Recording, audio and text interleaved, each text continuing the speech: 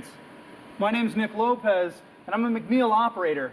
And before we talk about how to take a link out of the chain, we need to talk about how you know when to do it. There's two methods. The first to talk about is the built-in electronic method. This is a magnetic sensor that is included with the XR1000 conveyor that then attaches to MacNeil's RTC that will electronically let you know through your computer when it's time to take a link out of the chain by how far this magnet moves to this sensor. Secondly, if you're using a third-party POS system, you'll have to use a manual method. Now, the way this conveyor works is as the chain slackens, this whole yellow piece moves back against the wall, except that it moves at an angle. As you'll see right now, it's angled forward as we have no tension on the chain. But if I turn on the air,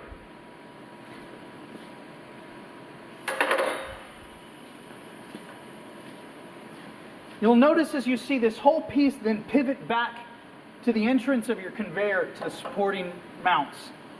Once it's this close to the conveyor, your tension cylinders no longer have the ability to pull tension against the chain, and you'll know it's time to take a roller out so that you'll get no bounce in your chain and a smooth car push all the way through.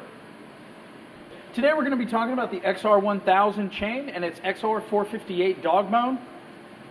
As the conveyor runs about once a month, it will pull the metal and continue to slacken the chain.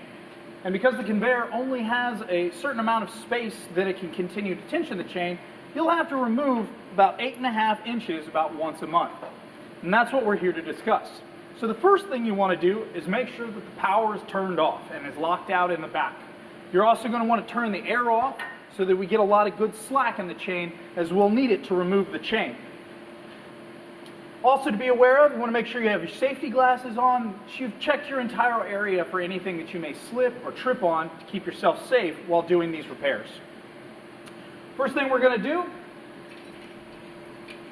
is then get our come-along, and we'll attach it securely to two dog bones on the opposite sides of two rollers that you let come out on top.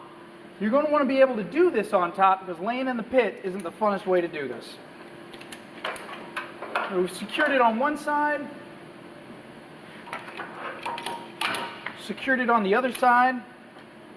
Like all ratchet straps, this works with a double safety system. So you've got a clutch in the back, the holder up front, and make sure to keep your fingers out of it as you tighten the two ends of the chain, giving us some slack in the middle to work with.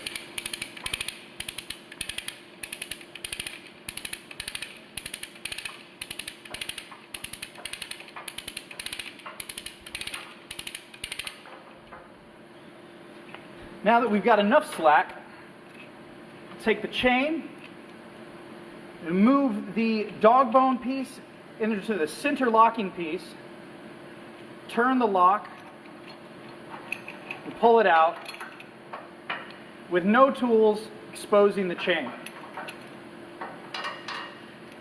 You'll then take the main locking piece, the main piece out, and set it aside, and take a dog bone off the other side, removing a full 8.5 inches of one link of this chain.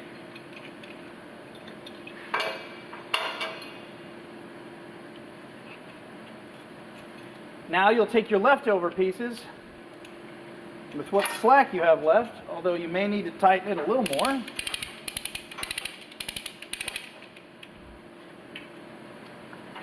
Now in a normal application, your rollers will be much farther apart, giving you more room to work. But in this environment, an example, we only have a little bit to work with.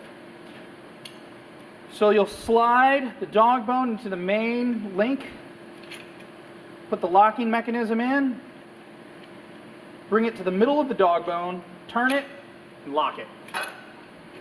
Now with your chain back connected, you can then release your come-along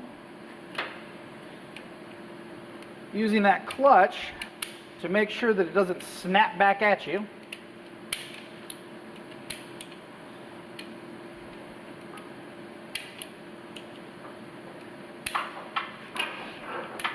Once you're loose enough, you just pull it back.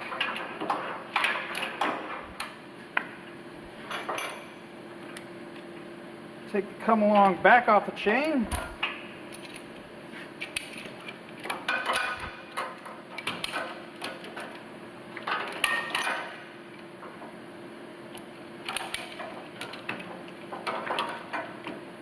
Which can sometimes be tricky.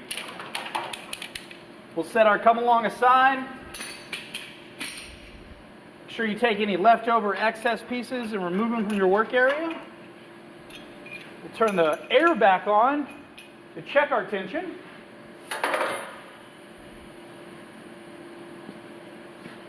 Now got a nice tight chain so that as the car is pushed through, there's no bounce, and a smooth chain as it progresses the car forward.